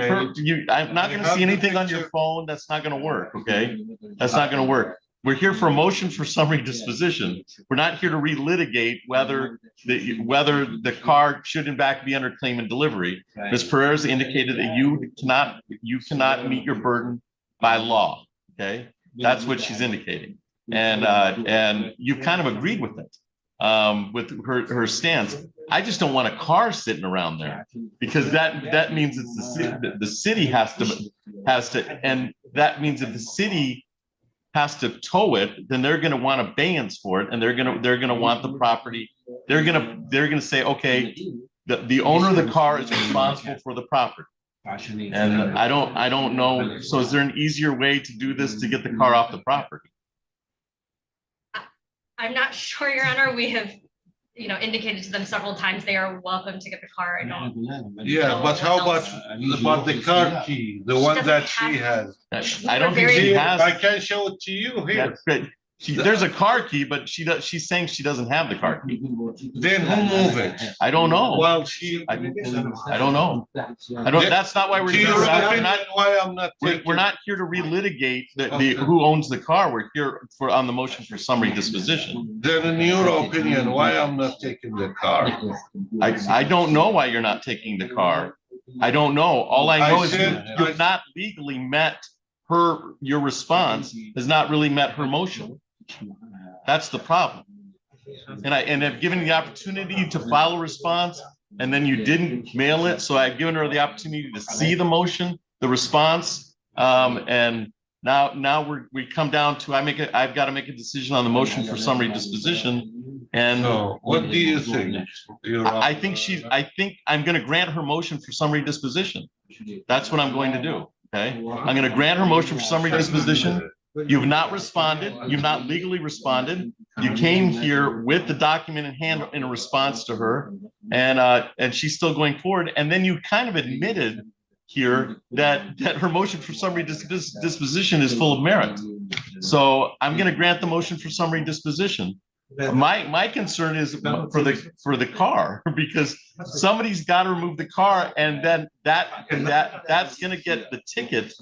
They're going to get the ticket for the abandonment, and then they're going to have to pay for the movement of the car. Your Honor, and that's a bit much to me. Your Honor, if you get your car and I take your keys. Sir, we're not here. We're not here for that. We're not here to relitigate the car. I can't tell you that enough times. We're here on a motion for summary disposition. Ms. Pereira has filed a motion for summary disposition. You want to relitigate the underlying facts, and we're not here to litigate the underlying facts. We're here to litigate, do you have a claim and delivery? And it's been indicated in her motion that you do not, and you pretty much agreed with her motion. How would I pull it if I don't have the key? How would when I send? You're still arguing the same underlying facts. You'd be better off responding to her motion, which I tried to steer you towards to respond to her motion. Why doesn't she meet the elements of claim and delivery? And the indication from you is you just want to talk about the facts. I left the car for Your Honor. No, you left the car. All right. Look at the damage. All right. So I'm going to grant the motion for summary disposition.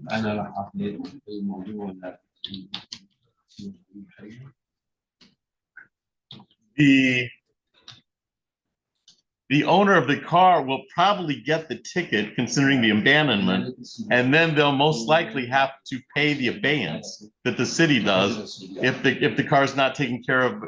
But I find that this suit is dismissed on the motion for summary disposition. And Ms. Pereira, you'll follow that up with an order. Yes, thank you, Your Honor. Okay. All right. So I'm going to grant the motion for summary disposition. You should be all set, sir. Thank you. And thank you for your assistance, interpreter. No problem. What about me? Thank you for your assistance also. See that you get some tenure. Okay. But you get paid to do that. He's doing it because he's being nice. Thank you so much. Thank you.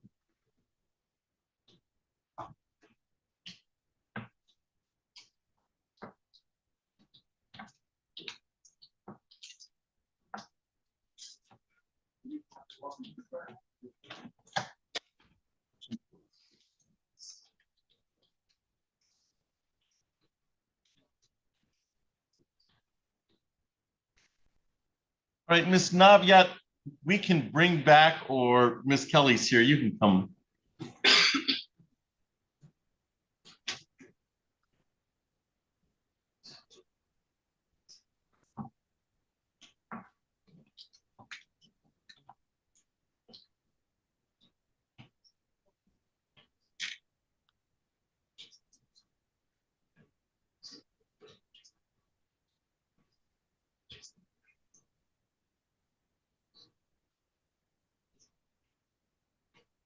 Okay,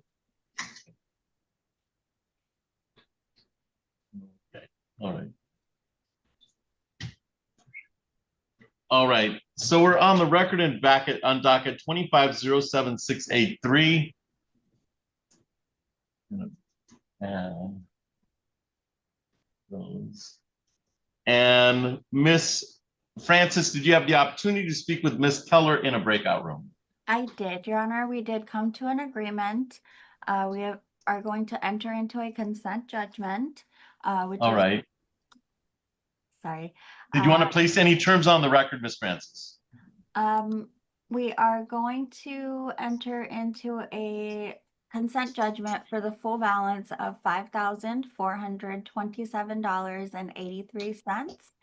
And she is going to pay $227 per month beginning August 15th and by the 15th of each month thereafter. And she is giving plaintiff permission to sign the judgment to submit it to the court. Okay. And Miss Keller, did Miss Francis, it was everything she talked about on the record, was that part of your agreement? Yes. All right. And you've given permission for Miss Francis to sign that to advance to the court on your behalf. Is that correct, ma'am? Correct, Your Honor. Okay. So I've indicated that a consent judgment was agreed upon by the parties. And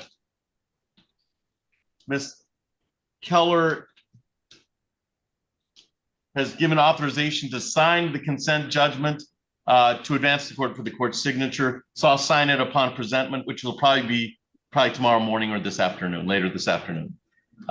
Anything else for the record in docket 25-07683, Miss Francis? No, Your Honor. Thank you. All right, Miss Keller, do you have any questions of me? Not at this time. Thank All you. right, you should be all set, ma'am. I will sign it probably in the morning, and then you can get a copy from Miss Francis. Thank you, Your Honor. Thank you. You're all set, Miss Francis. Thank you.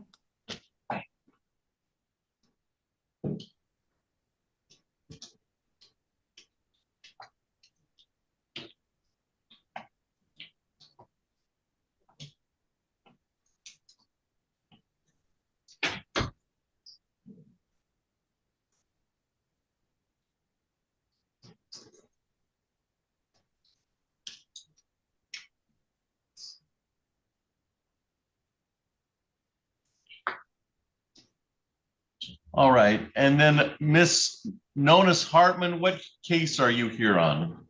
I was just typing that in the chat. Judge, I've Okay. got credit acceptance for Strickler, and it looks like he's Okay. here. So if he wants to go in a breakout room, that'd be great. All right, and is there a deal?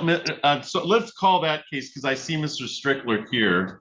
So we're on the record in docket 26-02990. That's Credit Acceptance Corporation of versus Dylan Strickler. Appearances for the record, Ms. Nonis Hartman. Good morning, Your Honor. As stated, Attorney Ashley Nonis Hartman on behalf of plaintiff. All right, and sir, you are Dylan Strickler, is that correct? Yes, Your Honor. All right, you can hear me all right, Mr. Strickler? Yes, I can. Thank you. All right, thank you. This is the time set for a pretrial in the matter, and the moving party has indicated that they wish to discuss some of the issues that led to the filing of this complaint in a breakout room, Mr. Strickler. Would you be amenable to meeting with Credit Acceptance Corp in a breakout room? Absolutely, Your Honor, but that might not be necessary. Would it be okay if I flip my camera around real quick to show you this document they gave to me? You probably should show it to the opposing party. You shouldn't show it to me because I might sit as a fact finder on the case. But you can show that to the Credit Acceptance Corp an indication, and then we can come back and put anything on the record that we need to. But we will come back and put it on the record. Okay. So the only thing is, I think this case might be close to resolved if I return this letter. So I got a letter from Credit Acceptance offering me, instead of the 62.95.62, they offered me. Yes, that's something we can talk about, but we have to go in a breakout room. Okay, it's Yeah, not up to the judge. That's absolutely true. That's part of negotiations. That's what you should be talking to Ms. Nonis Hartman about. And then we'll come back and put it on the record if an agreement is reached. If not, I can fill out a pretrial sheet, which is what we're actually here for. Okay, Thank sounds good. All right. so I'm gonna move Miss Ashley, known as Hartman, to room 1. And Mr. Strickler, I'll also move you to room 1, and then we can come back and put it on the record.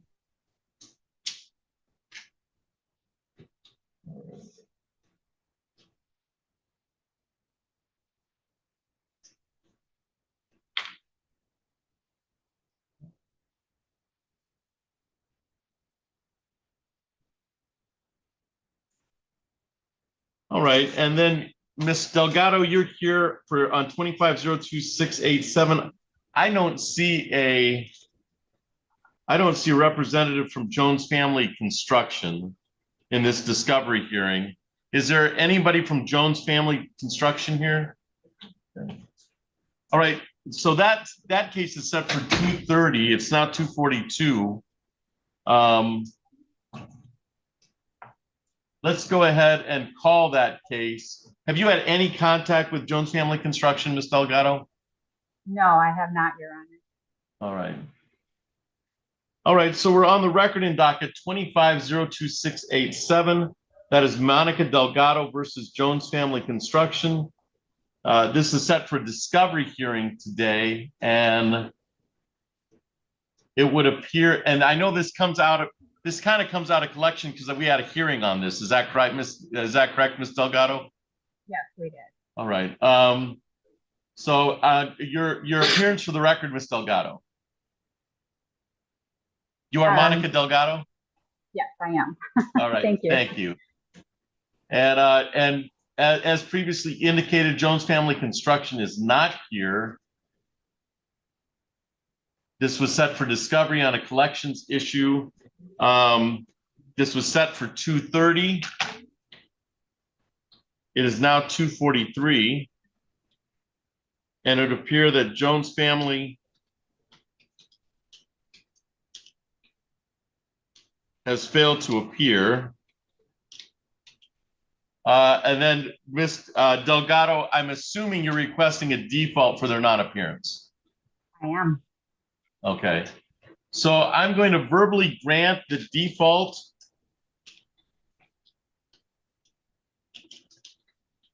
The default for non-appearance. I do not see a representative from Jones Family Construction in the Zoom courtroom or the physical courtroom, and there was nobody in the hallway when last we checked. So I will grant the default. So Ms. Delgado, you'll have to follow up with an order that we would indicate that they've been defaulted for their fail to appear today, okay? Okay, that sounds good. And I can request to issue a bench warrant? And you can later, you can request a show cause, and we'll set it for show cause because this is what we do in the courts. In 54A, that's the policy, is we'll set it for show cause and see if they show up at show cause, and you can attend that via Zoom. Okay, thank you, Your Honor. Yeah, and they would have to explain their non-appearance today. That would be the explanation, but I will grant the default and I will sign it upon presentation. All right, ma'am? Okay, thank you, Your Honor. Thank you, Ms. Delgado. You're all set.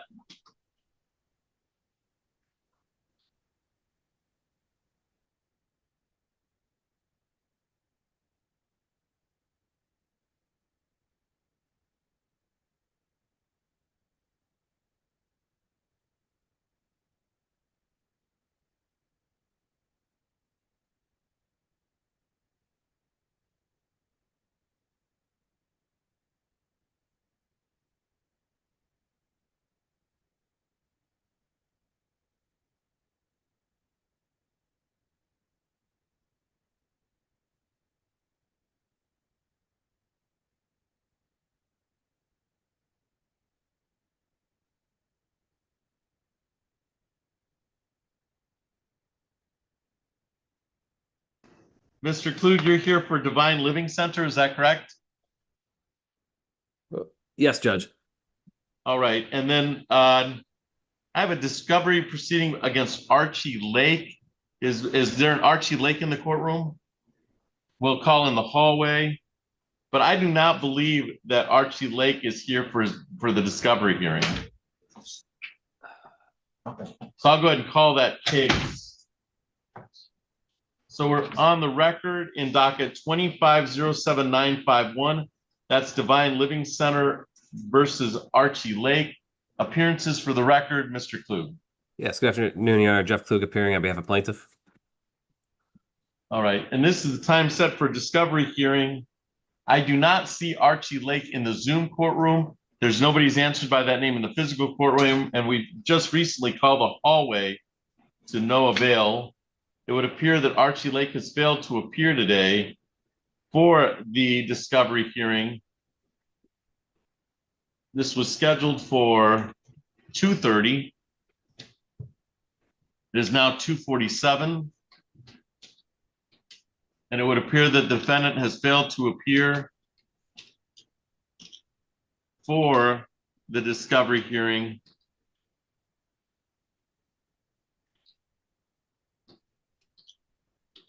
Mr. Klug, how did you want to proceed? Your Honor, at this time, I would like to proceed with a bench warrant. I think that's all we can proceed with. Okay. But you know, the policy of the court is to do a show cause first to see if, so we'll do a show cause on the bench warrant, but to see if there's an explanation for the non-appearance. But so we'll set it for for show cause. I don't know if we set that or if civil sets that. Who sets a show cause? Okay. Let's set it. Let's go ahead and set it ourselves. So we'll keep it out of the hands of the civil department. And yeah, we'll set it for show cause for what the time frame, 2 to 4 weeks, you think? That's fine. And would the court like us to serve? I know that we had to do alternative service and it was completed by the tacking, and Ramsey did that in first class mail. Is it all right to serve by first class mail, or would you like Yes. tacked? Okay. Yeah, you can serve by first class mail. In 2 to 4 weeks is fine. I am going to be out August. I know it's the 5th. And I know I've got a conference on that date, so I don't think we're scheduling on that Wednesday. Okay. So any Wednesday after that works for me, Judge. All right. So any Wednesday after August 5th.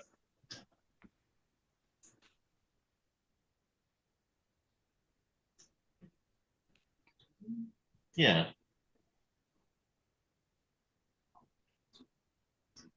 Try the 19th.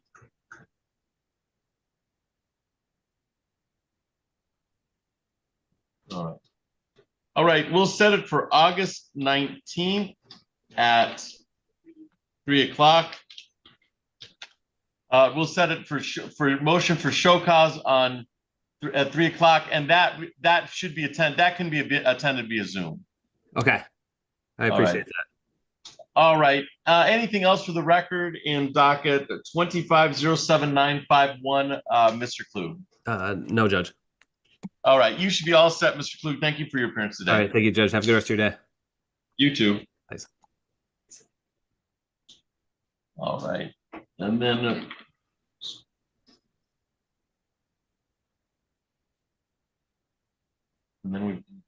we're back on Nona's apartment.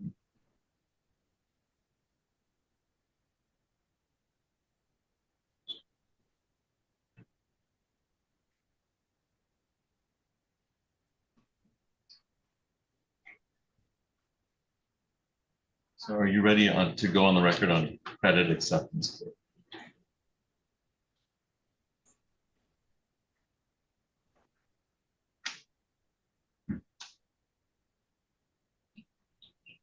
Well, you can do it now because we hit you with a bunch of things at once.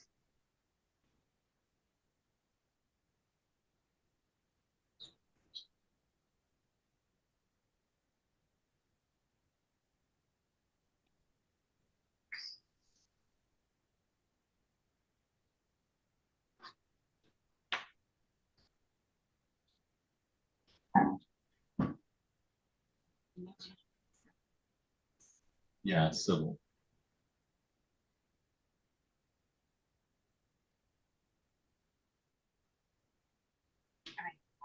All right. All right.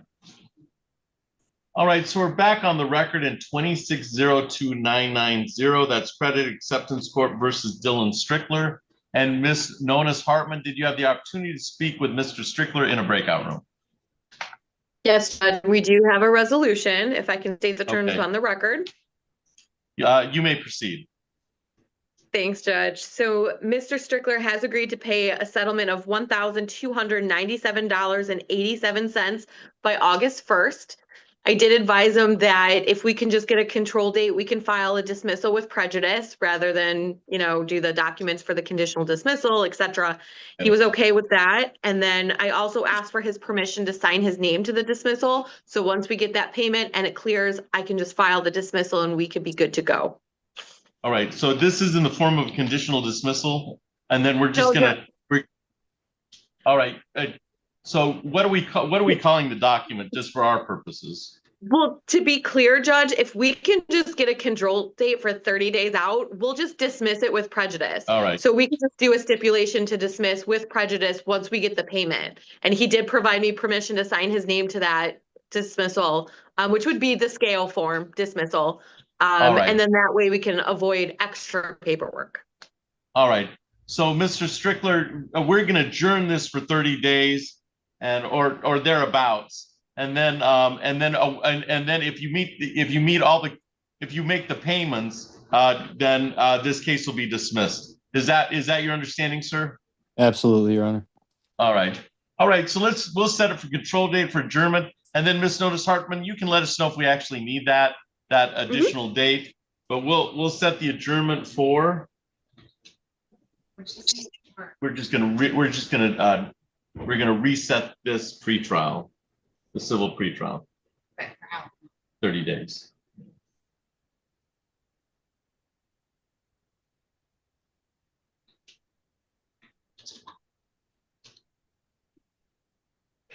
We're in that vicinity. August 13th. Okay, we'll set it for August 13th at 2:30.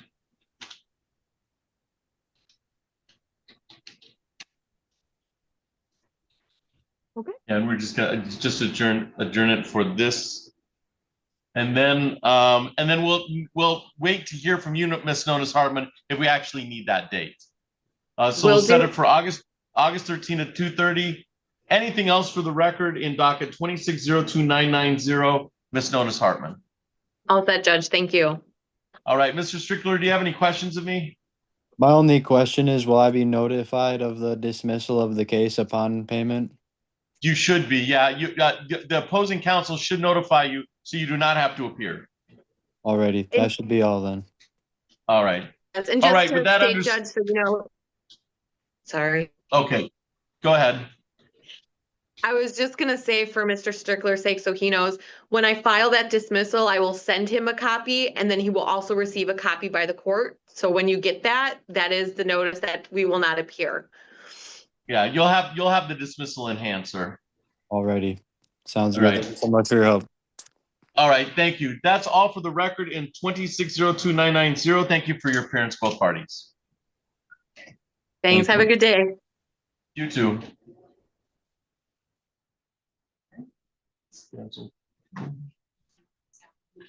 I will. All right, and we have Stuart Rock. That's you. And then we have, is it Kate Lazar? No, we're all with them. They're all with you. Okay. So if you give me, if somebody peered through the window a minute ago that looked like a couple. So we'll go out and talk to them. So give me about 10 minutes. I'll meet with those who are participating in the ceremony, and then we'll go through the ceremony to make sure it meets, and then we'll come and put it on the record. Our witnesses are going to be sitting back. One of our witnesses is going to be sitting back here. Perfect. Yeah, that's perfect. And then I'll call them up. We're gonna make two original copies right today. So we'll be responsible for one, and we'll give you the other one, and then you'll get a copy of it. But that way, the wedding is very flexible, but the paperwork is not. So the wedding's just going to be different than the paperwork. Correct. All right, so my staff will be out to fill out all the paperwork in about 10 minutes, okay? I'm coming right. Okay.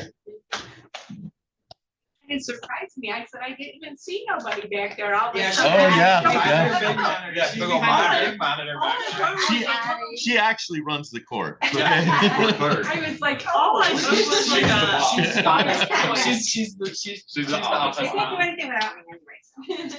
All right, so couple, Yes. okay, and then your witnesses. That would be Ethan and Mama Amber.